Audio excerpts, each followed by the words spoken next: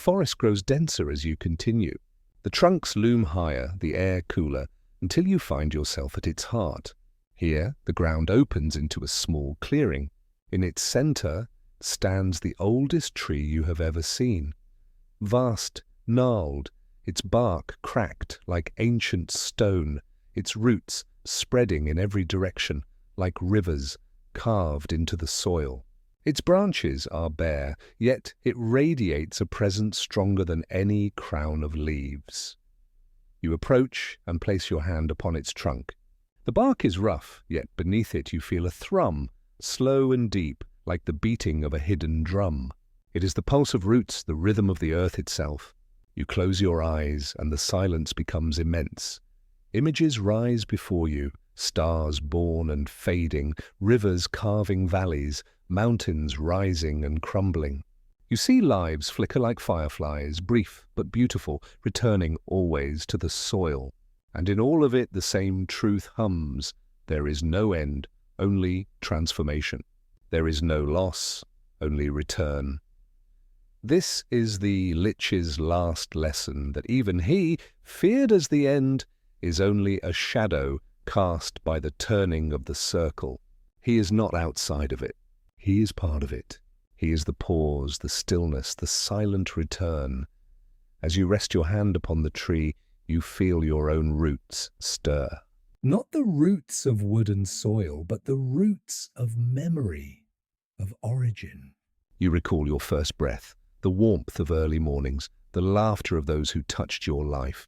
You recall your struggles, your losses, the shadows that once weighed upon you, and you realize they, too, have returned to your roots, shaping who you are. Is this not the gift of existence?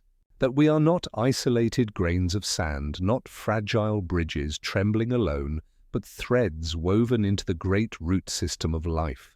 That we return always to one another, to the soil, to the silence that holds all things. Pause. The forest does not ask you to linger forever. It does not hold you captive. It only gives you this truth and lets you carry it. As you turn back toward the edge of the trees, the silence follows you, not as a weight, but as a comfort, a reminder that when all else falls away, the roots remain, waiting to hold you. At the edge of the forest, the world opens again. The night sky spreads wide above, stars glittering like sparks scattered across infinity. Behind you, the silent roots stand tall, unmoving, eternal. Ahead lies no desert, no bridge, no mountain, only the quiet horizon stretching into mystery. You breathe, and the Lich's presence lingers one last time, not as a shadow of fear, but as a guide, a teacher. He has walked with you through flame and silence, desert and bridge, hourglass and shadow. He has shown you endings not as terrors, but as truths, and truths not as burdens, but as liberations. And so beneath the stars, you hear the final whisper of his philosophy: rest, for all returns. Rest, for all is held. Rest, for you are never lost. So the journey ends. You have walked through valleys of silence, deserts of time, bridges of shadow, and forests of roots. You have seen the Lich not only as the figure of endings, but as the teacher of beginnings. His philosophy is not cruelty, but clarity, that life is finite and therefore precious, that time falls and therefore every grain is treasure, that shadows linger and therefore memory guides us, that roots endure, and therefore nothing is ever truly lost.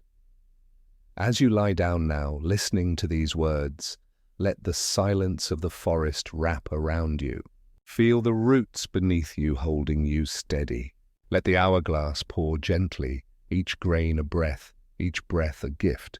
You do not need to chase tomorrow, nor cling to yesterday. You need only rest in the now, in the stillness that cradles you. Sleep then, as the forest sleeps. Sleep as the sounds fall. Sleep as the Lich whispers softly that all returns and all is at peace. The Lich's philosophy here is subtle. Do not fear the shadows, for they are part of your path. To walk in life is always to walk above what has already passed. The bridge trembles, but it holds. As you move further, you notice that the bridge itself seems alive with memory. The ropes hum softly, like strings of an unseen harp, vibrating with every step.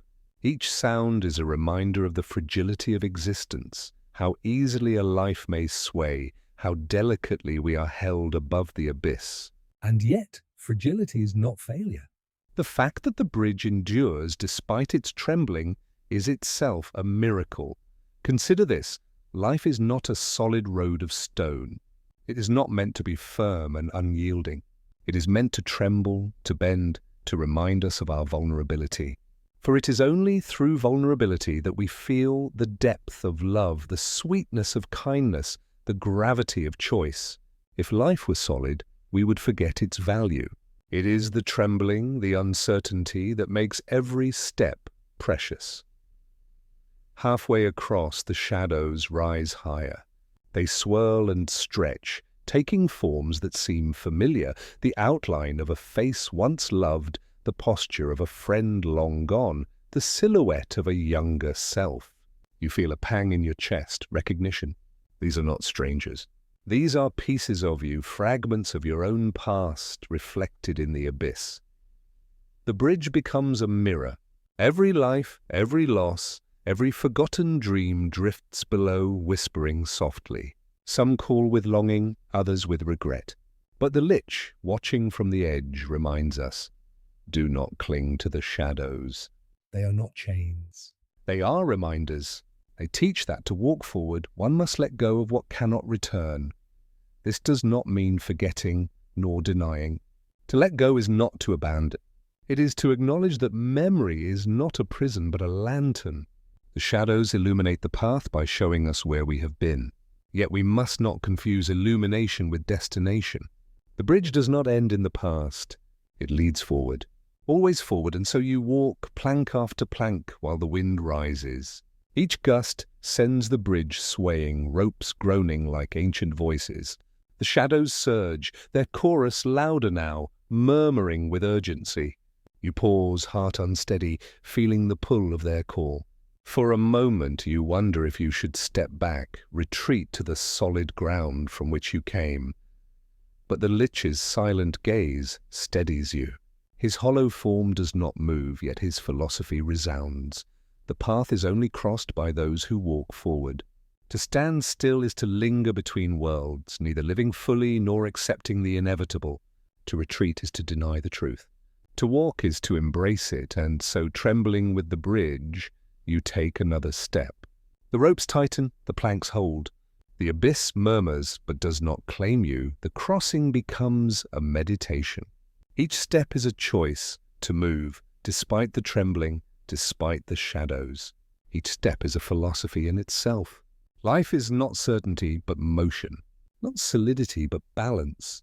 To live is to cross the bridge daily, to walk above the abyss of what has already been, carrying the weight of memory, yet choosing to step forward anyway. Have you ever noticed how shadows vanish when faced with light? The abyss too is transformed by the dawn. As you walk, the eastern sky begins to glow. A faint silver light seeps into the gorge, softening the darkness. The shadows shimmer, losing their sharpness, dissolving into gentler hues. They do not vanish entirely, for memory never vanishes, but they change. They become less threatening, more like whispers than wails. This is the second lesson of the bridge. That time itself transforms memory. What once felt unbearable can, with passing seasons, become gentle. What once was pain becomes teaching. What once was shadow becomes light. At last, you see the far side of the gorge. The bridge rises slightly, its planks creaking as you ascend towards solid ground. The shadows below retreat, their voices softening, until they are but a hum, like distant waves on a shore you leave behind. You step onto the far cliff, and the ropes sway behind you, the bridge settling into stillness once more. The lich's figure remains at the center of the span, silent, watching. His presence lingers, not as a threat, but as a reminder every soul must cross. None can remain forever on one side. The bridge waits for all, but having crossed, you feel no fear. Instead, you feel lighter, as if something within you has been acknowledged and released. The shadows below did not bind you, They guided you. and the trembling of the bridge did not break you. It strengthened your awareness of every step. You rest upon the far cliff, gazing out at the new landscape ahead. The air feels different here, thinner, higher, tinged with the scent of pine and stone. In the distance, rising above the horizon, you see a dark forest, its trees so tall and close-knit that they appear almost as a single body, a wall of living shadow. This is the forest of silent roots, where the lich's philosophy of stillness and origin waits to be revealed. For now, you breathe, listening to the fading hum of the bridge behind you. You carry its lesson forward, that life is a trembling span, fragile yet enduring, swaying above the abyss of loss, but always leading onward. And in that onwardness lies the quiet strength of being. You step away from the trembling bridge and approach the edge of a vast forest. The air grows cooler here, heavy with the scent of pine and damp soil. A hush falls over the land, as if even the wind dares not disturb the silence within.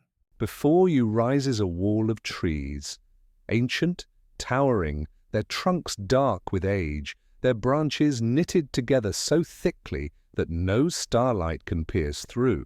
It is said that once you enter this place, the world outside falls away. Pause. This is the forest of silent roots. It does not sing like rivers, nor echo like mountains, nor shimmer like deserts of sand. It is a place of stillness, of beginnings buried deep, where the earth remembers the first pulse of life.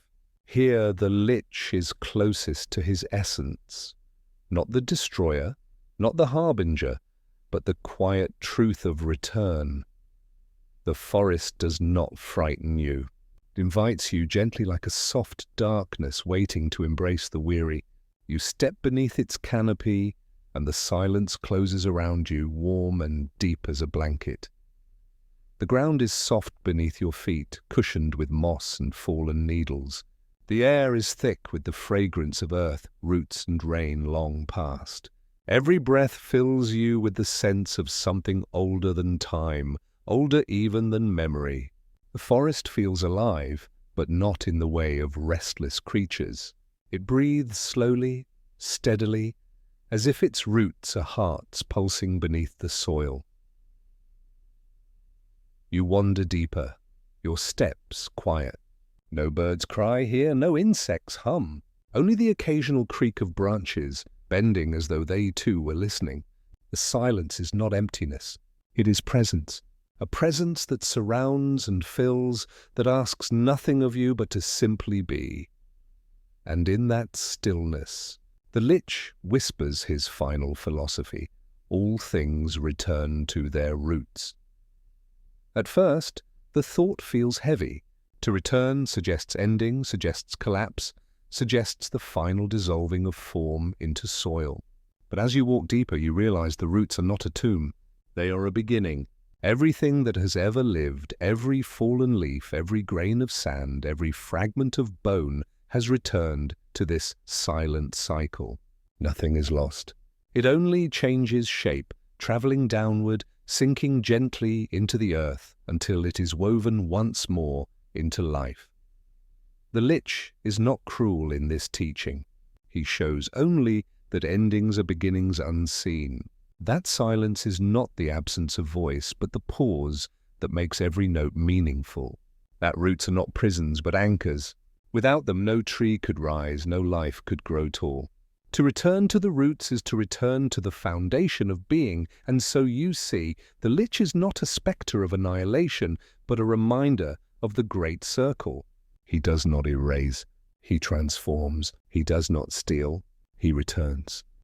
As you step forward, the desert greets you with silence. The stars overhead shimmer as if suspended in their own invisible hourglasses, each burning until its sands, too, run out. The ground crunches softly beneath your feet, the grains slipping away, refusing to hold you.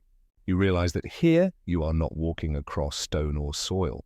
You are walking across time itself, across the very measure of existence. And so the desert asks its question, what is it you wish to do with your grains of sand? The lich, in his cold philosophy, would remind us that there are no extra grains, no secret reserves hidden at the bottom of the glass. Every life has its measure, no more, no less. We may rage against the falling sands, we may try to flip the glass, but in the end, the stream runs only one way. Time does not bargain. The desert teaches us that acceptance is not defeat, it is clarity. Far ahead you see something unusual. Rising from the sands are countless hourglasses, some taller than trees, some small as lanterns. They are not made of wood or glass, but of shimmering crystal, half buried, half exposed, scattered across the desert like a forgotten graveyard of time. Inside each one, sand trickles steadily, glowing faintly in the moonlight. Some are nearly full, their tops brimming with potential. Others are almost empty, with only a few grains left to fall. You pause before one. The sand within is golden, luminous, and falls slowly, patiently, grain by grain. You realize it is not just any hourglass. It is yours. It carries your measure of time, your allotted stream. You cannot stop it, cannot reverse it. You can only watch as the sand falls, and here the philosophy of the lich deepens. Do not waste your gaze on the grains already gone. They are no longer yours. Do not obsess over the grains not yet fallen. They are not yet given. Instead, hold the grain that falls now in this moment as the only true gift. We often live as if the hourglass were invisible, as if time were infinite. We hoard our hours, promising ourselves that one day we will love more deeply, forgive more easily, live more boldly. But the desert exposes this illusion. The sands fall now, always now, and to delay is to squander what is most precious. Yet the lich does not scold. He does not demand urgency in the frantic, restless sense. He whispers instead for us to live deliberately, to treat each grain not as a burden, but as a treasure, to know that the sands will run out, and yet to hold them gently, lovingly, as they fall. In this way, the desert is not despair, but liberation. For if time is measured, then every moment matters. Every kindness is eternal in its weight. Every act of love shines beyond the glass. You wander further into the field of hourglasses. Some have toppled, their sand spilled into the desert, blending invisibly with the dunes. Others glow like beacons, their sands bright as fire. You realize that each glass belongs to someone, to every soul that has ever walked or will walk. This is not merely your hourglass, but the collective desert of all existence. The lich walks among them, untouched, his presence reminding that no hourglass is immune, no stream infinite. But there is no cruelty here. Only equality. A king's hourglass and a beggar's stand side by side, both measured, both finite. What separates them is not the length of time, but how the sands are lived. What matters is not how many grains fall, but how brightly each one glows before it vanishes. Perhaps this is the deeper lesson, that we do not need infinite time to live fully. Even a single grain cherished can carry eternity within it. The desert wind rises, carrying with it a sound that resembles distant chimes, soft and fleeting, like glass against glass. The hourglasses hum as the air moves, as if the entire desert were an instrument of time. The sound is not sorrowful, but serene, a lullaby of impermanence. You close your eyes and listen, letting it wash over you.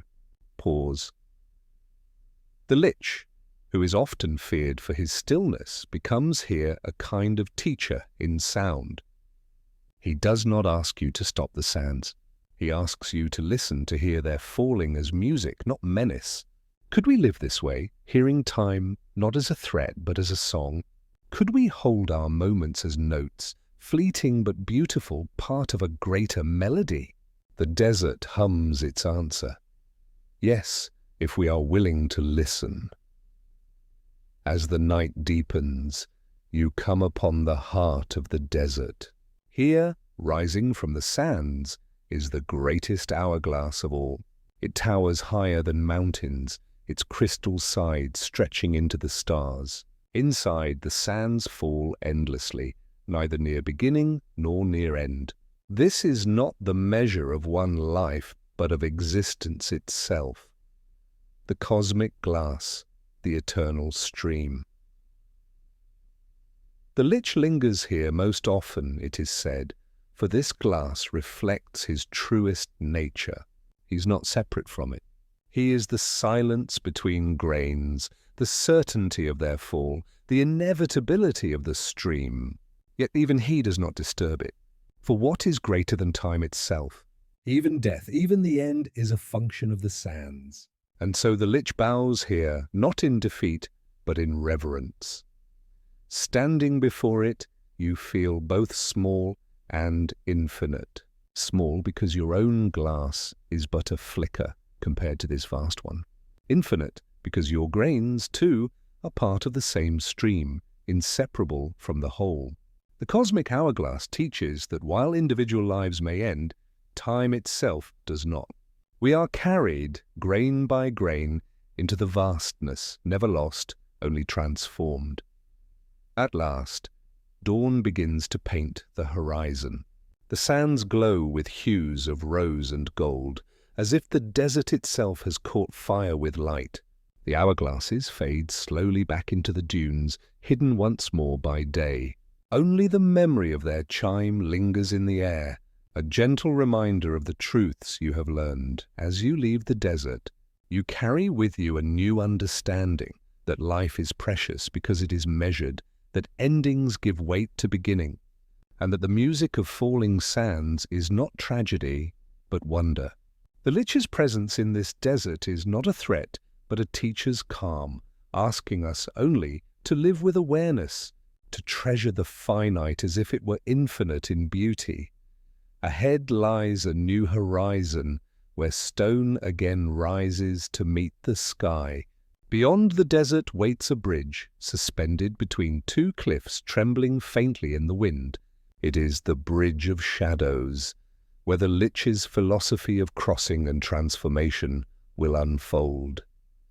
The desert of hourglasses lies behind you, its golden sands already fading into memory. Before you stretches a narrow gorge, carved deep into the earth as though the world itself had been split in two. From one side to the other hangs a bridge, old, swaying, woven of dark ropes and weathered planks. The wind sighs through the chasm, carrying with it an echo that sounds almost like voices, countless and faint, murmuring from the depths below. Pause. This is the Bridge of Shadows, a place both feared and revered. Few dare to cross it, for to step upon its planks is to walk above the abyss of all that has been lost. The gorge beneath does not hold mere stone or water. It is filled with shadows, shapes that flicker like smoke, the silhouettes of forgotten moments, broken dreams, and lives that ended long ago. The bridge, then, is not only a passage of wood and rope.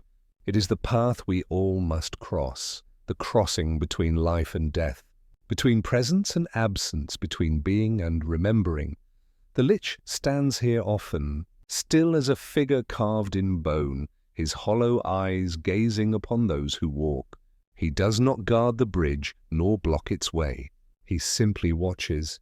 For the Bridge of Shadows is not a barrier to be overcome, but a truth to be embraced.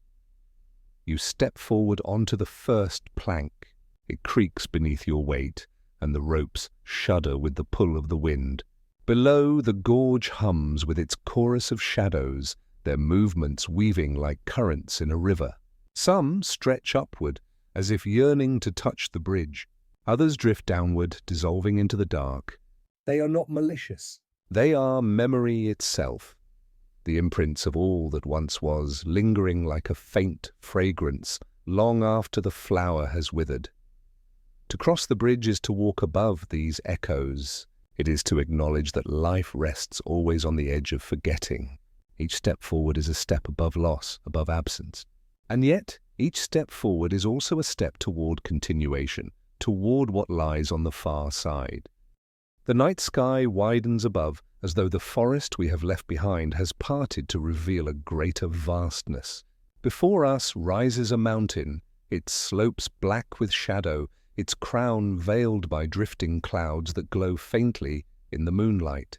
It is not an ordinary mountain of stone and snow. It is the mountain of silent crowns, a place where the ambitions of kings and the dreams of empires have come to rest. Pause. Imagine climbing its path. The air grows thinner with each step, the silence heavier, as if sound itself has been left behind. Along the winding trail you see remnants of broken banners, spears long rusted, thrones carved crudely into the rock and abandoned. These are the monuments of rulers who sought permanence, who scaled the mountain in search of dominion over eternity. Yet here, all crowns have fallen silent. The Lich is said to pass often through this place, for it is a gallery of his philosophy. The mountain does not destroy the crowns it gathers. It simply keeps them inert, powerless, waiting. Every crown once worn with pride lies here now as testimony. Nothing reigns forever. Not kingdoms, not rulers, not even the brightest of civilizations. Time strips each of its power, and the mountain receives what remains. Consider what it means for a crown to fall silent. A crown is not merely metal, it is hope, it is fear. It is the symbol of authority over others. It is the human attempt to outlast mortality by carving one's name into history. But when the Lich whispers his philosophy, the truth is revealed. Even names are swallowed by the abyss of years. The silent crowns are not merely relics. They are echoes of human longing, hushed by inevitability. And so we ask, why do we chase permanence in power? Why do we seek to rule what cannot be held? Perhaps it is because to admit our smallness feels unbearable. Yet the mountain shows us another way, to climb, not to conquer, but to observe. To look upon the world from a great height and see that all things from the grandest palace to the humblest hut are threads in the same vast fabric. The Lich, who is often called Destroyer, reveals himself here as teacher. He does not mock the fallen crowns. He simply shows them for what they are, temporary gleams in the endless night. The air grows colder as we ascend, until our breath itself becomes mist, rising like ghosts. The path narrows, edged with sharp stone, and far below the forest appears as a dark ocean of leaves. The higher we go, the more the silence presses. It is not the silence of peace, nor the silence of menace. It is the silence of recognition, the silence that comes when all illusions have dissolved. Imagine now stumbling upon a plateau where the crowns lie scattered. Some are simple circlets of bronze. Others are adorned with jewels that still glimmer faintly in the moonlight. Yet none shine with the fire of authority anymore. They are cold to the touch, empty of command. You kneel and pick one up, and it feels surprisingly light, as though the weight it once carried was illusion alone. What is power if not the agreement of others to bow? And what is that agreement if not as fragile as a leaf in autumn?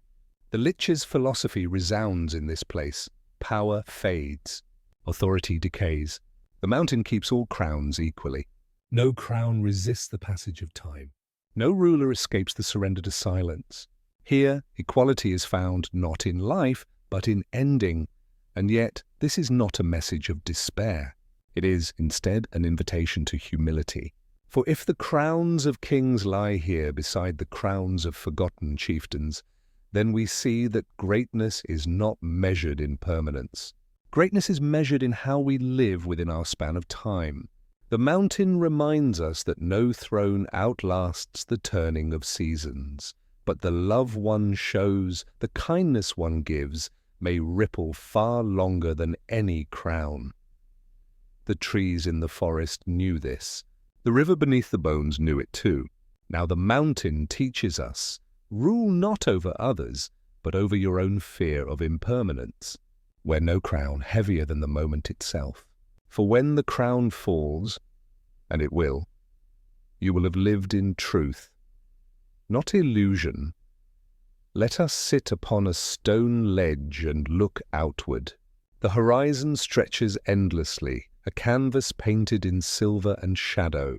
From here, the world seems vast and fragile, and you realize how small even the greatest empire appears from above.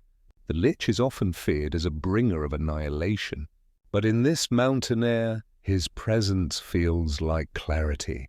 He strips away the false grandeur, leaving only the truth, that all crowns are silent in the end. Pause. Do we mourn this truth, or do we find release in it? For if no crown endures, then perhaps we are freer than we thought. We are not bound to conquer, to accumulate, to preserve our name at all costs. We are free to live simply, to love deeply, to walk lightly upon the earth. The silence of the crowns is not condemnation. It is liberation.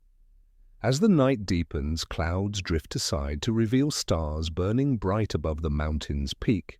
They shine like distant crowns themselves, scattered jewels across the heavens. And yet even stars are not eternal. They too will collapse, burning out in silence, returning their light to the abyss. The mountain of crowns reflects the stars, and the stars reflect the crowns. Both are beautiful. Both are impermanent. The Lich's philosophy here takes on cosmic scale. Nothing endures, not even the heavens. All crowns fall, even those of suns and galaxies. But is this not wondrous? That we live within such a fleeting brilliance? That we stand beneath burning stars and wear our moments like jewels, knowing they will fade? This is the paradox of endings. They do not diminish beauty. They magnify it. For it is the very fact that crowns fall that makes them shimmer while they last. The path climbs still higher until the summit nears. At the top there is no throne, no palace, no monument. Only a flat expanse of stone where the wind howls softly and the sky feels close enough to touch. Here lies the greatest silence of all. Not empty, but full. Full of endings, full of memories, full of everything that has passed and everything that will come. You stand at the summit and close your eyes. The Lich is here, not in form but in essence.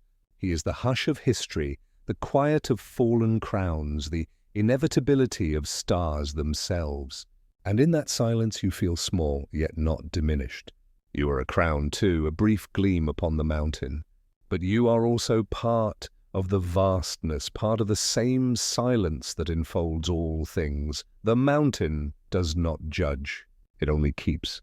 And so, when your crown falls, it will rest here as well, among countless others, neither exalted nor forgotten, simply part of the whole. And now, with the summit behind us, we turn toward the descent.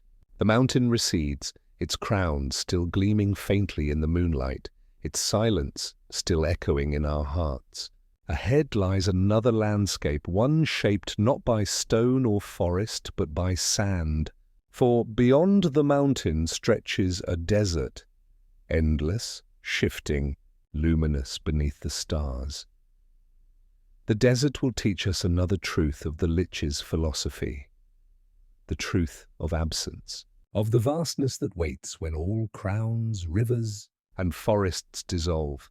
The mountain grows smaller behind you, its dark summit veiled in clouds once more.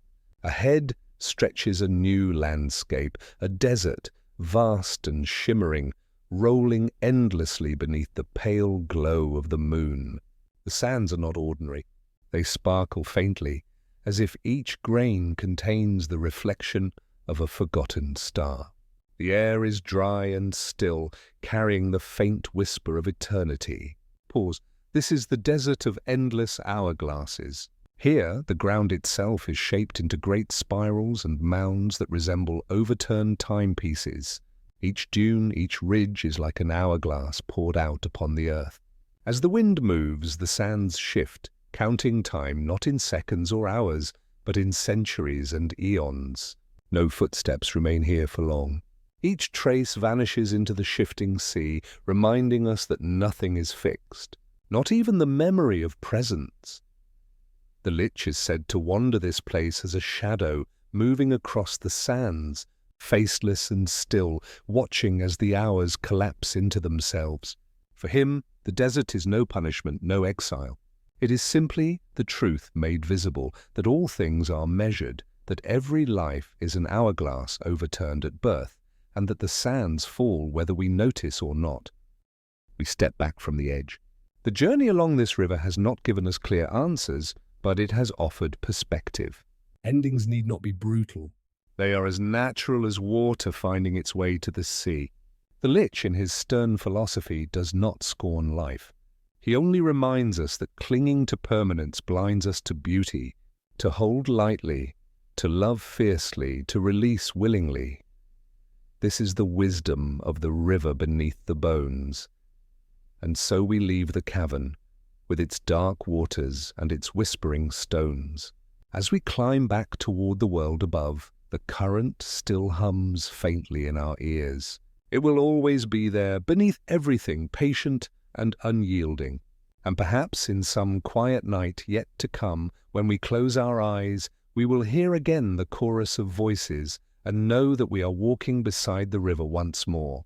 Pause. Let us rise now into the night air, where other mysteries await us. For just beyond the horizon another presence stirs, the forest that listens, the silent witness to the lich's path. The moon has risen higher now, its pale light falling across the surface of the world like a blessing of frost. Imagine yourself entering a vast forest where the trees stand older than kingdoms, older than the stones of castles or the bones of empires. Their trunks rise like pillars into the night, and their leaves whisper as though they are exchanging secrets with the wind. The air here smells of pine and earth, of moss and memory. This is no ordinary forest. It is the forest that remembers. Each tree is a witness. Each branch bends beneath the weight of centuries. The lich passes through such a place not as a stranger, but as something the forest has always known. For endings do not terrify the trees. They live and die in cycles, seasons upon seasons, shedding leaves, sprouting anew. They understand the balance of decay and renewal. In their wooden hearts, endings are not calamities, but continuities. And so in this forest, the presence of the lich is neither resisted nor feared.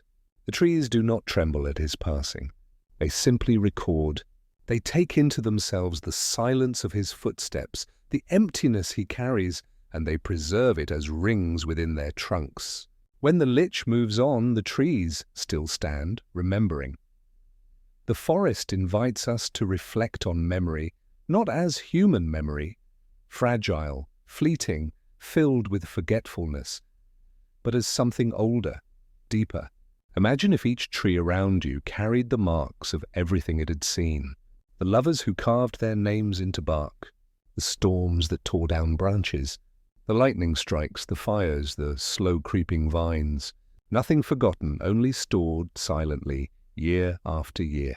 The forest is a library, its shelves made of roots and branches, its books written in growth and in decay. And when the lich walks among the trees, what does he see? Not enemies, Not obstacles. but an archive. The forest, after all, is his ally in reminding the world of impermanence. For even the tallest oak will one day fall, its wood returning to soil, feeding new life. To the trees, this is no tragedy. It is simply their way. Humans often resist the notion of endings. We fight against the fall of leaves, against the fading of seasons, against the erosion of time. But the trees know otherwise. Their wisdom is in their patience. They do not rage at autumn. They They do not beg winter to delay. They simply allow. Could we learn to do the same? Could we carry endings with grace, as the forest carries centuries in silence? Let us walk deeper. The canopy thickens, the night grows darker, and yet you feel strangely comforted. The air is heavy with dampness, with the smell of loam and old wood. Somewhere far above, an owl hoots, a sound that feels both lonely and eternal. The path before you is not marked, but you sense it all the same, as if the forest itself guides your steps.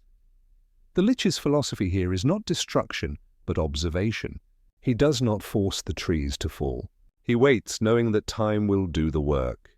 In the forest, we see how endings can coexist with beginnings. Every fallen log is home to moss, to beetles, to new saplings rising from decay. Even the graveyard of branches becomes a nursery of life. The Lich teaches that death is not isolation, but integration, a return of what once was into the soil of what will be. How strange, then, that we fear what is, in truth, so natural. When a tree falls, the forest does not grieve as we grieve. It accepts, it incorporates, it transforms. Perhaps our suffering comes not from the ending itself, but from our refusal to let go. Perhaps the Lich whispers not that we must despair, but that we must yield, as branches yield to the wind, as roots yield to the stone, as leaves yield to the inevitable pull of autumn. Now imagine pausing in a clearing. The moonlight filters through the canopy, bathing the ground in silver. In the center of the clearing stands a single tree, enormous, ancient beyond measure. Its bark is scarred by lightning, its roots twist across the earth like sleeping serpents. You approach and lay your hand upon its trunk. It is cool, yet pulsing faintly as if it breathes, and then, if you close your eyes, you hear it. Not in words, but in impressions. A language of wood and sap, older than human speech. The tree remembers. It remembers the dawn of the world. It remembers the wars fought beneath its branches. It remembers the songs sung by travelers long dead. It remembers the passing of the Lich himself, whose silence pressed into its bark like a seal. The tree does not forget. And yet it does not cling. Memory here is not a weight, but a flowing current, a gift to the soil and to the future. The Lich and the forest share this philosophy. To remember is not to preserve forever, but to release with dignity. The tree lets its leaves fall each year, yet each leaf becomes part of the ground, nourishing what is to come. The forest teaches us how to remember without despair, how to hold memory as nourishment, not as a chain. Could we do the same with our own griefs, our own losses? Could we let them fall like leaves, trusting they will feed something unseen? The forest also offers us a meditation on silence. Listen now, truly listen. Beyond the occasional sigh of the wind or the distant cry of an animal, there is quiet, a deep, resonant quiet that feels alive.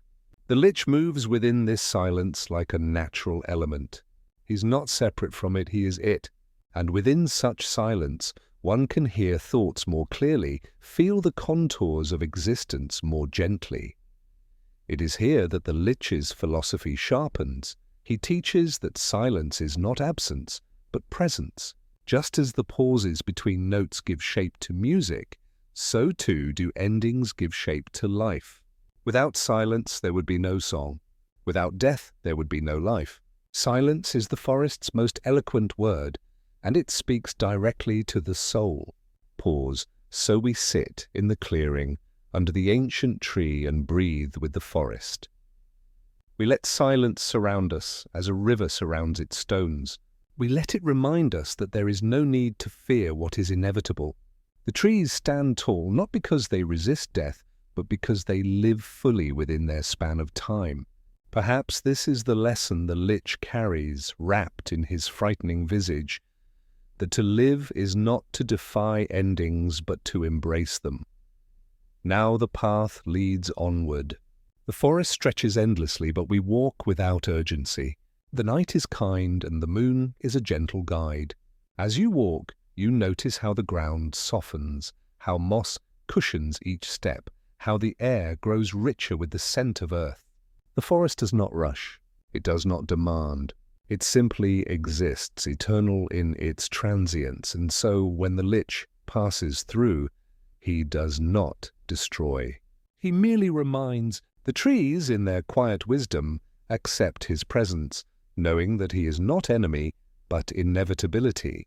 The forest that remembers does not fear the lich, because it already knows what he knows, that to end is not to vanish, but to transform. You take this understanding with you, carrying it in your heart as gently as the forest carries centuries within its rings.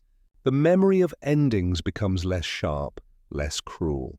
It softens like moss upon stone. You see now that even when you lose, when something dear is taken by time, it is not gone entirely. It remains in the soil of your being, nourishing what will grow next. At last the trees begin to thin, and the stars reappear between their branches. The forest recedes behind you, still whispering, still remembering, and ahead lies a new horizon where the lich's presence takes on another form. Beyond the forest there rises a mountain, dark and immense, its peak lost in clouds. The mountain is old, older than the forest, older perhaps than the river beneath the bones. The next part of our journey leads upward, toward the stone that endures, the silence that towers. And perhaps, in a strange way, this is his mercy, for he reminds us to live fully, knowing that each moment is an ending already. Each kiss, each laugh, each breath, all endings glowing softly in the vastness of eternity. When we recognize this, we stop clinging and we begin cherishing. Life becomes luminous precisely because it will end. The mist shifts around the arch, and the forest behind you grows distant. The lich steps away, continuing down the stone path. The arch remains glowing faintly as though waiting for you always.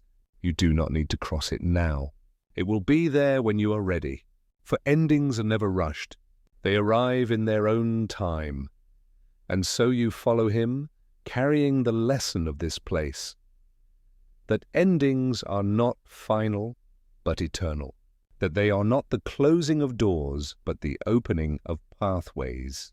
That the eternity of endings is not a curse, but a truth that makes every beginning sacred. Softly, gently, we leave this chapter behind, though its arch still glimmers in memory. Ahead lies another lesson, another piece of the lich's philosophy. For if endings stretch into eternity, what of time itself? What is the nature of the endless hours that cradle life and death alike? The lich has more to reveal, and the path continues forward. We follow unafraid into the next chapter. The night is long, and the stars appear as scattered fragments of forgotten fires. Imagine now that beneath the earth, beneath the silence of graveyards and the roots of mountains, there is a river. It does not glisten with silver nor ripple with moonlight. Its waters are black, yet they carry the faintest glow, as if the memory of light lingers even here in this subterranean flow. The river moves slowly, patient as eternity whispering against the stone. Pause. It is here, in this imagined cavern, that the presence of the lich settles like an old truth. The river is not one of life, nor exactly of death. It is the stream of what remains, the undercurrent of existence, the flow that holds the traces of everything that has ever ended. Each drop of water remembers, and each stone polished smooth along its banks testifies to the passage of uncountable years. If one were to listen closely, bending one's ear to the darkened current, one might hear the faint murmurs of worlds gone by, voices too faint to make out, songs too ancient to remember. But always the river flows, and always it carries the philosophy of endings. The lich, we are told, is not simply a being of destruction, but the silence that follows. Like this river, he is less a personality than a condition of the universe. What river asks for permission to flow? What ocean asks for forgiveness when it swallows the shore? The lich embodies inevitability, not malice, not cruelty, but certainty. And certainty, like a river, can be both a comfort and a terror. For what flows must flow until it empties into the vast and final sea. The river beneath the bones calls us to think about memory and impermanence. What becomes of all the stories told once their tellers fall silent? What of the laughter of children long gone, the wars fought, the loves cherished? Do they vanish entirely, or are they etched like faint ripples into some deeper current? The lich would tell us, perhaps, that all things end, and that memory itself is only a delaying shadow. Yet when we dream, do we not taste something of this river? Do we not encounter faces we thought lost, places we thought erased? Even in the stillness of sleep, fragments resurface. Perhaps the river is not merely erasure, but the archive of everything that has been surrendered to time. And so we ask, is the lich the end of memory, or its eternal keeper? Pause. A paradox, perhaps, but one worth holding gently. For endings are rarely simple lines drawn upon the page. They are more like rivers, bending, circling, folding back into themselves. One can never point to the precise place where a river ends and the sea begins. In the same way, the moment of ending may already be a new current. Let us imagine walking along the banks of this subterranean river. The cavern is cold, but not cruel. Our footsteps echo softly against the stone, while the river murmurs its steady hymn. Shapes flicker in the darkness. Not shadows exactly, but impressions, as if the water itself is dreaming. You see a crown glint faintly before dissolving. You see a broken sword resting in the current before being swept away. You see a city, tall and luminous, collapsing softly into the water until nothing remains but ripples. And through it all, the river moves forward, uncaring, eternal. Here one realizes the scale of time against which one's own life unfolds. Our days, with their small triumphs and intimate sorrows, seem at once deeply meaningful and almost unbearably fragile. How many such lives has this river already carried? How many more will it receive? And if all are destined to dissolve into the same current, what does it mean to live fully? The lich whispers from the current, to live is to vanish. To vanish is to join the whole. His philosophy is simple in one sense and devastating in another. It asks us whether we can find peace not in permanence but in surrender. Can we love knowing it will end? Can we strive knowing it will be forgotten? Can we walk along the riverbank knowing that one day we ourselves will be carried beneath its waters? There is also a gentleness here, for if all things are destined to pass, then suffering too will pass. No grief can endure forever. No anguish can escape the river's pull. For some, this is a terror. For others, it is salvation. The lich does not distinguish between the two. He simply watches as the current carries both pain and joy alike into its endless procession. The river is impartial, yet in its impartiality lies a strange kind of compassion. Consider, if the river took only joy, leaving suffering forever with us, how unbearable would existence become? If it took only suffering, leaving joy crystallized eternally, would not joy grow brittle and meaningless without contrast? But the river accepts both equally. It tells us nothing remains untouched. Even the brightest flame, even the darkest night must fall into the water and dissolve. There is balance in this inevitability. There is peace, if we allow it. As we linger here, one might ask, is there truly an escape from such a river? Could one build a dam strong enough to resist the current, to preserve life, beauty, and memory forever? Or would such a dam eventually crack, overwhelmed by the sheer weight of inevitability? We imagine kingdoms that sought immortality, rulers who defied the river, lovers who promised forever. And yet, where are they now? The current carries their vows, their crowns, their names. All are worn smooth by time. Pause. To resist the river is to exhaust oneself. To accept it is to walk in harmony with the deeper rhythm. The lich is often portrayed as enemy to life. But perhaps in this image, He is only reminding us of the futility of clinging. He is not the destroyer of joy, but the inevitable companion of its passing. To love under his gaze is to love more fiercely, for we know it cannot last. To create under his shadow is to create more urgently, knowing the river waits. He is not a thief of meaning, but the condition that gives meaning to every fleeting hour. Somewhere faintly the sound of the river changes. Its low murmur grows into something like a lullaby. You cannot tell if it is the current or your own imagination, but you begin to hear the voices more clearly now. Not just whispers, but fragments of songs. A mother humming as she rocks her child to sleep. A bard singing in a tavern long forgotten. A prayer whispered into the night, centuries before your birth. These voices do not vanish. They merge. The river is not silence alone, but chorus. To dissolve into it is not to vanish entirely, but to become part of something larger, something endlessly weaving itself into new forms. And here lies a subtle truth. The end may not be the annihilation we fear. It may instead be the joining of one small voice to a grander harmony. The lich is the custodian of that harmony, the one who ensures no note lingers forever out of place. He is the dark conductor of a song that stretches beyond worlds, beyond time itself.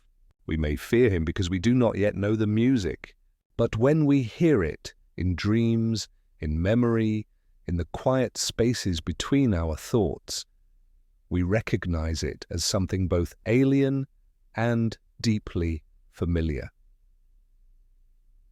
At last, we come to the edge of the cavern, where the river plunges into an abyss. There is no sound of crashing water, only the hushed roar of eternity swallowing itself. You stand at the edge and peer down, but there is no bottom, only darkness waiting. Perhaps this is the ocean toward which all things flow.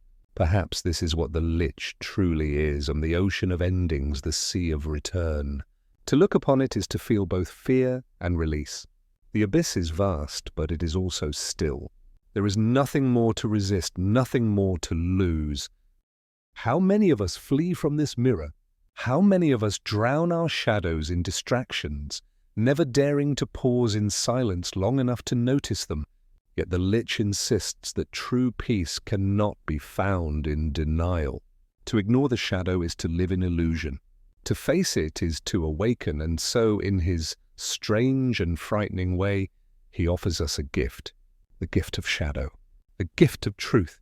The gift of depth. Let us walk around the mirror now. Notice how, from behind, there is nothing, no glass, no frame, no reflection. It is only when we stand before it, willing to face ourselves, that the mirror reveals its power. This, too, is part of the teaching, that the shadow does not impose itself. It waits for us to choose. The lich does not drag us to the mirror. He only stands near it, patient, eternal, as though knowing that eventually all souls will look. For in the end, every life casts a shadow. Every journey leaves behind echoes of pain, regret, longing, but also echoes of beauty, for shadows are not only made of sorrow, they are also made of tenderness, of quiet moments we never named aloud, of small joys so fleeting we thought they vanished. In truth, they remained, woven into the shadow we carry. The mirror shows all of it, and the lich reminds us, this too is you. And this too is sacred. There is a stillness now, deeper than before. The forest seems to lean in around us, listening to the silence of this place. The mist glows faintly with the memory of moonlight, and the mirror of shadows shimmers like a dark pond. The lich turns away at last, as if the lesson has been spoken, and though no sound left his lips, the teaching lingers in the air like incense. The teaching is this: that shadow is not the end of light, but its companion. That what we fear in darkness may be, in truth, what saves us. That in facing our shadows we find not despair, but wholeness, and so gently, softly, we prepare to leave this chapter. The mirror grows dimmer, folding back into the mist until it is gone. The lich walks onward, his crown of silence gleaming invisibly, his shadow long and endless at his feet. We follow him, step by step, deeper into his philosophy oars. And as we drift toward the next part of this journey, let us hold this reflection close. If the shadow is not to be feared but embraced, what might we find when we enter the places beyond shadow? The vast eternity where time itself dissolves. The answer awaits in the next chapter, where the Lich reveals his thoughts on the eternity of endings. Softly, gently, we follow. The mist has thinned, revealing a path of pale stone that winds like a river of bones through the forest. The moon is higher now, casting silver light upon the earth, and each stone seems to glow faintly, as though it remembers the footsteps of those who once walked here. The air is cool, filled with the scent of damp moss and old bark, and the silence presses closer, heavier, as though even time itself has slowed. Ahead, the Lich walks with his deliberate stride. His skeletal form does not waver, his crown of silence gleams invisibly, and his shadow stretches without end. Tonight, he leads us toward a place older than kingdoms, older even than memory, the place where endings dwell. At first glance, one might think of endings as brief, fragile things, the final note of a song, the last word of a story, the fading of a candle's flame. But as the Lich approaches, we begin to see otherwise. Endings are not small. Endings are not fleeting. Endings stretch outward, infinite, eternal. They are not moments. They are states of being. They are not conclusions. They are transformations. The Lich stops before a vast arch of stone carved into the earth itself. It is not an entrance nor an exit, but both. On its surface are etched symbols no tongue remembers, spirals and lines that curve into themselves like rivers folding into the sea. Beyond the arch lies darkness, not the darkness of a room or a cave, but the darkness of eternity itself, a darkness without edge. This is where he teaches us the eternity of endings. For the Lich knows what many deny, that endings are not final. They do not close doors. They open them.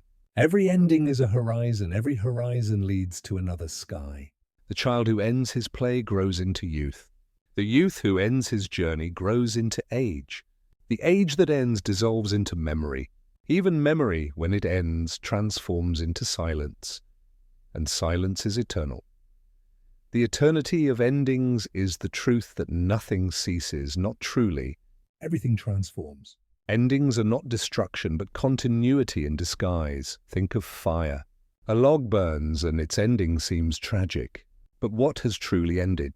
The wood has become flame, the flame has become smoke, the smoke has become air, the heat has become comfort in the cold. Each ending is only another beginning, hidden from our immediate sight. The Lich reminds us that what we call death is not a wall, but a doorway, not the extinguishing of existence, but its reshaping. And so he asks us with his silent gaze, why do you fear ending? Do you fear because you think they erase? Or because you believe they separate? But endings do not erase, they preserve by transforming. Endings do not separate, they connect by guiding us to what comes next. The eternity of endings is not an abyss, but a bridge. Imagine now that you step beneath the stone arch. The air grows cooler, like stepping into water, and the sound of your footsteps fades into stillness. Before you lies nothingness, and yet within that nothingness there is fullness. You sense it, the weight of all things that have ended and yet remain. The last breaths of a million lives lingering like stars. The final notes of countless songs vibrating softly in the silence. The echoes of stories told and forgotten, still alive in the air of eternity. This is the kingdom of the Lich. Not a graveyard, but a library of endings. Every silence here is filled with presence. Every absence hums with memory. The eternity of endings is not empty. It is overflowing. We begin to see why he frightens the living. For we cling to continuity. We hold tightly to stories, to identities, to the illusion that nothing will change. But change is the law. Endings are its crown. To deny endings is to deny the fabric of being. The Lich terrifies, not because he brings endings, but because he reminds us that they cannot be escaped. He is the embodiment of inevitability, and yet inevitability can be peace. Look again at the arch. It does not close behind you. It does not trap you. It simply invites you to pass again and again through transformation. Consider the seasons. Spring ends and summer begins. Summer ends and autumn paints the world in gold. Autumn ends and winter wraps the land in silence. Each ending is an eternity of its own, for while spring is gone, its flowers are preserved in memory, in seeds, in the soil awaiting rebirth. Endings do not vanish. They cycle. They persist. The Lich embodies the season that has no name, the eternal season of ending. He stands in the place where all transformations meet, where all stories fold into silence. And though it appears terrifying, it is, in truth, the heart of balance. Without endings, there would be no space for beginnings. Without silence, there would be no room for sound. Without the eternal pause, existence would be suffocated by its own continuity. Now imagine sitting before the arch. The Lich is beside you, unmoving, his hollow eyes reflecting eternity. He does not command you to step through, but he does not stop you either. The choice is yours, to cling to the known or to step into the endless cycle of endings. But even if you remain still, the truth remains. The arch is already within you. Every breath you take ends. Every word you speak ends. Every thought, every heartbeat, every blink, all endings flowing into one another, carrying you onward, whether you resist or not. The eternity of endings is not distant. It is happening now in this very moment, in the rhythm of your existence. To fear it is to fear yourself. To embrace it is to embrace what you are. The Lich turns his gaze toward the horizon beyond the arch, where darkness stretches infinite, and for a moment you sense his serenity. For all his skeletal form, for all his terrifying stillness, he is not in pain. He is not in rage. He is at peace. His role is not to destroy, but to reveal, to show us that endings are not failures, but fulfillments, that the eternity of endings is the truest continuity we can ever know. And in our own lives, do we not bow as well? Think of the moments when you were overcome by beauty, standing before a mountain or a painting or a loved one's face in the golden light of morning. Did you not fall silent? Words could not contain what you felt. Silence alone was enough. Think, too, of moments of grief when language faltered, when tears carried what voices could not. In those moments, silence wore its crown most visibly. The Lich embodies this. He is not only the end of sound, but the recognition of its limits. He shows us that there are truths too vast for words, too deep for music. And in those truths, silence becomes a crown of dignity, resting upon the brow of all who dare to look into the void without flinching. Some fear silence, just as they fear the Lich, but perhaps it is not silence they fear, but themselves. For in silence we are confronted with our own voices, our own thoughts, our own mortality. Noise is distraction. Silence is reflection. The Lich does not bring us distraction. He brings us a mirror. And in that mirror we see both our fragility and our depth. Let us sit with him a moment. Imagine him pausing in the mist, turning his skull-like face toward us. The green glow of his eyes flickers softly, like lanterns submerged in water. He does not speak, and yet his silence says everything. In his crown we see the end of noise, but also the beginning of meaning. We see that every crown of gold eventually rusts, every jewel eventually dulls, Every monument eventually crumbles, but silence, crowned upon eternity itself, never fades. Is this not then the truest sovereignty? Not the sovereignty of conquest, but of inevitability. Not the sovereignty of shouting, but of whispering. The Lich rules not because he seizes, but because nothing can escape him. And yet, in that inescapability, there is no cruelty, only truth. His crown is a reminder that in the end, we all lay down our crowns of noise and take up his crown of silence. Think of the spaces in your own life where silence wears its crown. The quiet of dawn before the world stirs. The hush of snowfall when even the air seems muffled. The pause in a conversation where two people simply look at each other, understanding without words. These are the kingdoms of the Lich, though we rarely name them as such. They are his gentle gifts, his lessons disguised as endings. And perhaps the greatest lesson is this: silence is not the enemy of life, but its companion. Without silence, we would not hear the song of a bird, for the song would never begin or end. Without silence, we would not know the rhythm of our own breath, for breath depends upon pause. The Lich, in wearing the crown of silence, reminds us that stillness and motion are not opposites, but partners. Now let us follow him further.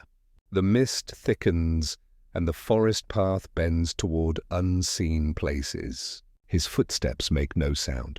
His robe, if it can be called such, drifts behind him like a shadow unmoored from its source.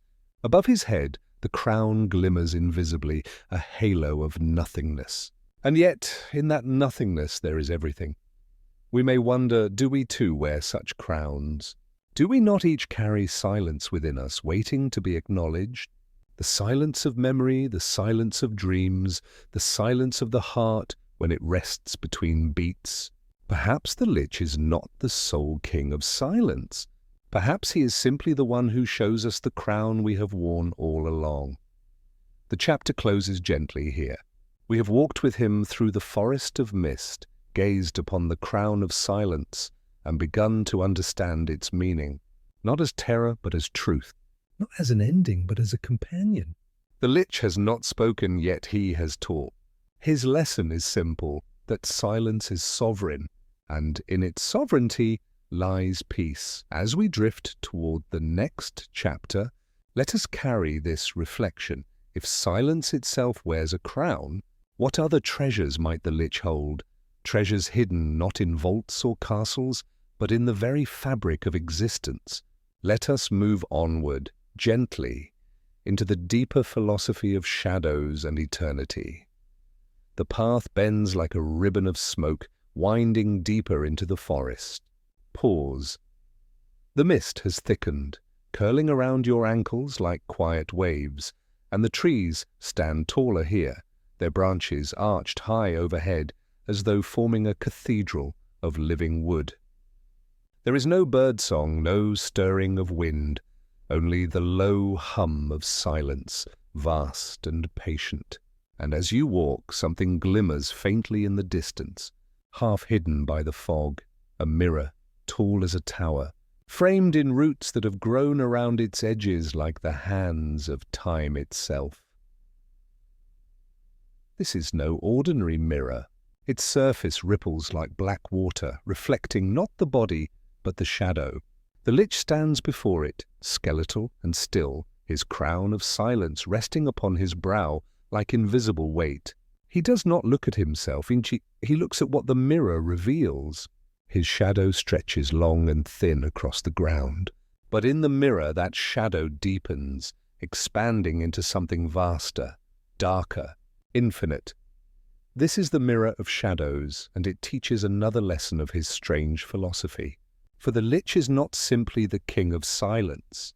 He is also the keeper of shadow. What is shadow? We often think of it as the absence of light. But, if one contemplates more deeply, shadow is not absence at all. It is presence. It is a companion that follows us wherever we walk, reminding us that we are not only form, but contrast. Without shadow, we would not see the shape of things.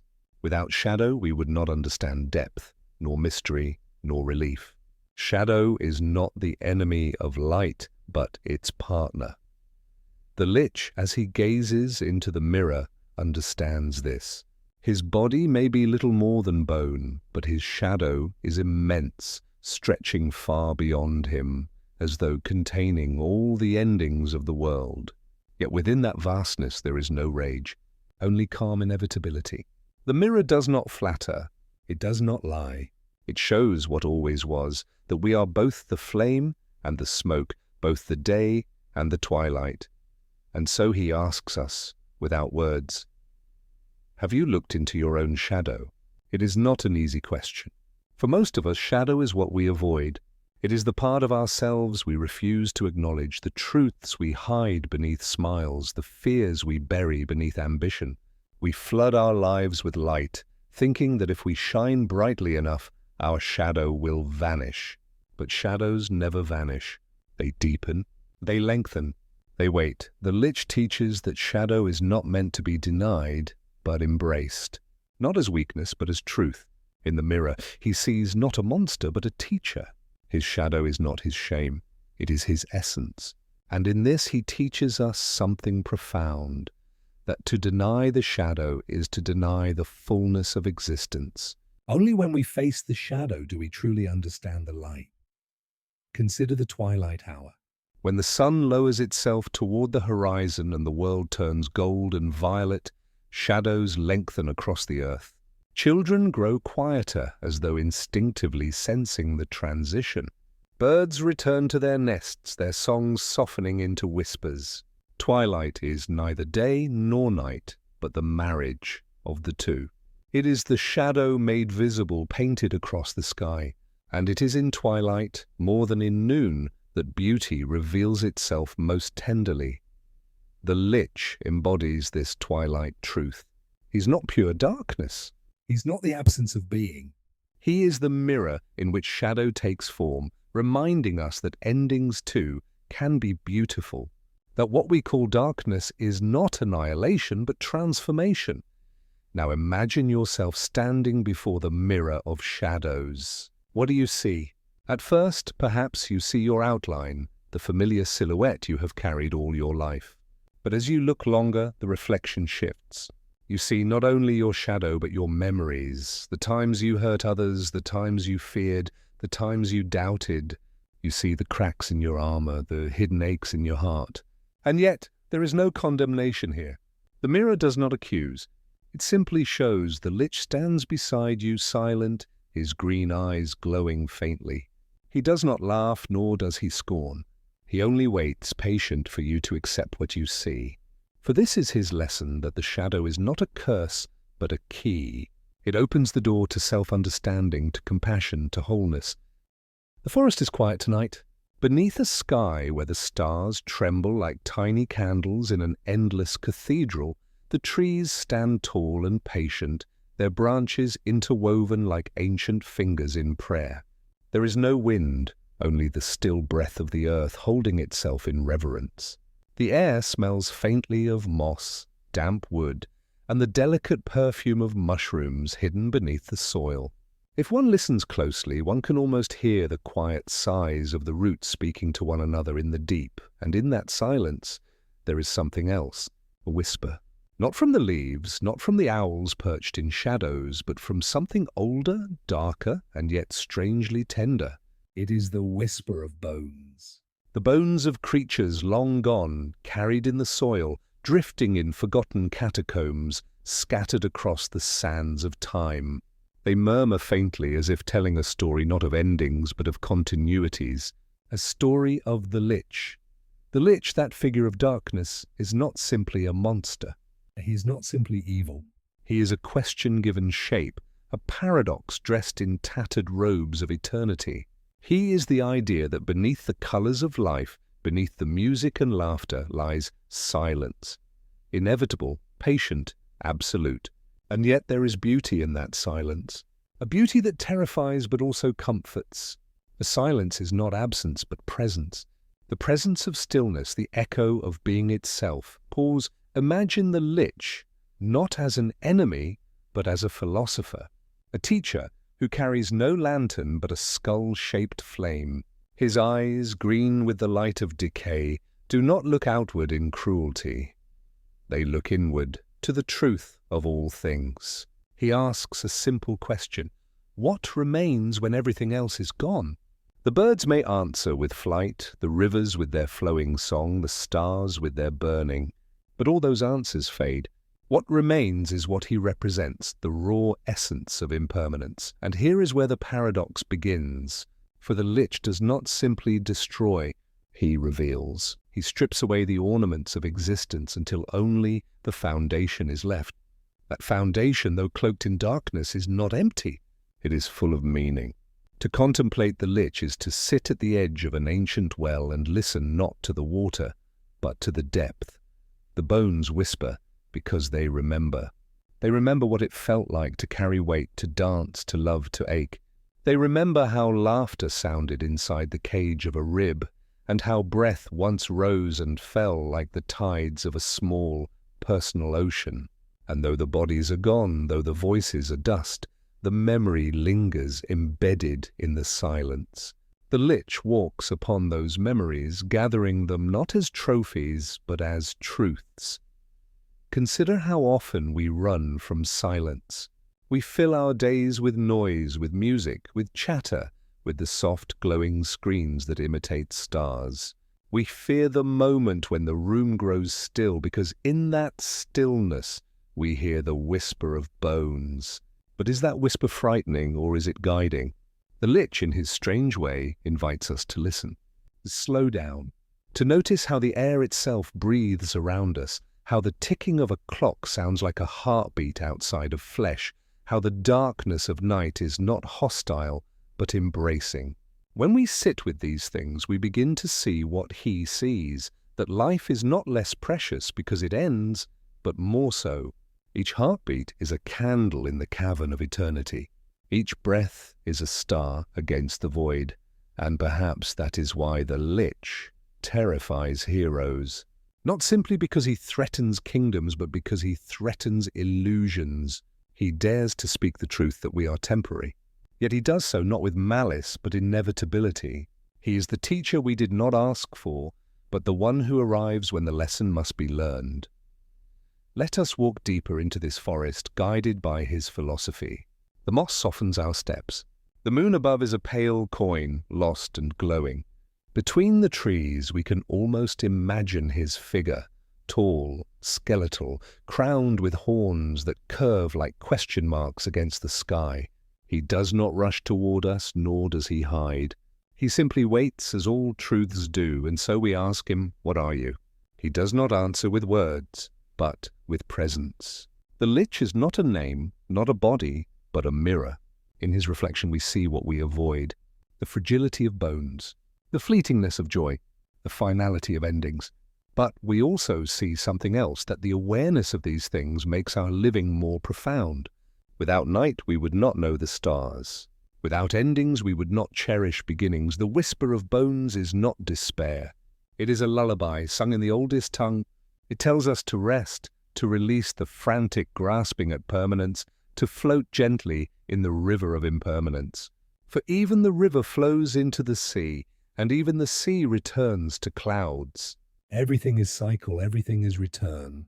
And the Lich, though cloaked in dread, is but a reminder of the turning wheel. Imagine for a moment that you are lying on the earth itself, your head resting on its chest. Beneath you the soil hums with life and death woven together. Roots crawl in silence, worms weave tunnels like delicate calligraphy, stones carry memories of mountains long vanished, and deeper still the bones sleep, not in sorrow, but in surrender. Do you feel the calm of that surrender? Do you notice how it is not violent but gentle? The Lich walks there, in that space where all things surrender, but his steps are slow, deliberate, meditative. He does not shatter what he touches. He unveils it. He removes the masks, the costumes, the disguises we wear to pretend we are more than passing. And once we are bare, he whispers, "This is what you are." And it is enough. Such is the paradoxical comfort of his philosophy. that what we fear most is also what can set us free. Free from the hunger for eternity, free from the fear of endings, free to truly live. For if life is a candle, its worth is not in how long it burns, but in how brightly, how warmly, how beautifully.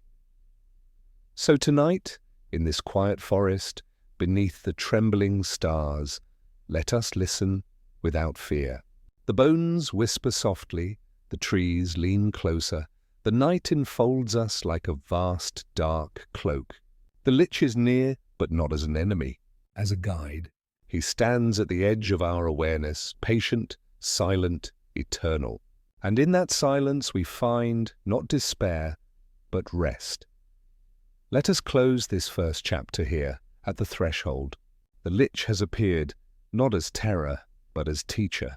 The whisper of bones is no longer frightening, but a strange kind of music. The music of truth, the song of impermanence. As we move toward the next chapter, let us carry this question with us. If silence is not the absence of life, but its foundation, what else might we discover in the presence of the Lich? And so softly, gently, we drift onward, deeper into the night, deeper into philosophy, deeper into the paradox of darkness itself. The forest we wandered through has grown quieter still, as though it too has fallen under a spell. The stars above are fainter now, as if some invisible hand has brushed them with dust. In the east, a pale mist rises from the soil, curling around the trunks of the trees like spectral fingers. And there, through the fog, a shape begins to take form. Not entirely flesh, not entirely shadow. 'Tis something older, crowned not with jewels or gold, but with silence. The Lich wears no crown in the traditional sense. His crown is not forged by blacksmiths nor claimed by conquest. His crown is made of absence. It is a circlet of stillness, woven from the moments where sound falters, where motion ceases, where time itself pauses. Imagine a crown invisible to the eye, yet heavy upon the soul. A crown that bends all things beneath it, not through force, but through inevitability. We might ask, what is silence, truly? it is not merely the lack of noise. Silence is a substance, a living presence. It hums beneath the noise of rivers and thunder. It hides in the spaces between words, between thoughts, between heartbeats. When you hold your breath, when you listen closely, when you close your eyes, silence reveals itself, patient and infinite. The Lich wears this silence as his mantle, as his crown, and in doing so he reminds us of the dignity of stillness. So often we confuse crowns with noise. The crown of kings is heavy with the clamour of armies, the cries of subjects, the endless ringing of ceremony and applause. But what does such noise mean when the centuries pass? It is swallowed inevitably by silence. The shouts of empires become whispers, the trumpets of victory collapse into echoes, even the names of kings fade into dust. Yet silence remains, unmoved, eternal. The Lich, then, is the sovereign of a kingdom we all belong to, though we rarely acknowledge it. His kingdom is the realm of silence. His rule is not tyranny, but truth, and his crown, though unseen, is felt in every pause, every ending, every breath, held in awe or sorrow. In this way, his crown is not a threat, but a lesson. A lesson in humility. Consider how silence shapes the world. Without silence, music would be endless noise. Without silence, language would be meaningless, a storm of syllables with no separation. It is the pause between notes that makes the melody. It is the space between words that gives them meaning. The Lich reminds us that silence is not emptiness. It is the frame, the vessel, the womb from which all expression is born. Now picture him again, this skeletal figure moving slowly through the mist. His crown is weightless yet immeasurable, radiating not light but shadow, not fire but stillness. Wherever he goes, the air grows calm, the leaves stop trembling, Even the owls quiet their calls. It is not fear that causes this stillness, but reverence. Nature itself knows the crown of silence and bows to it.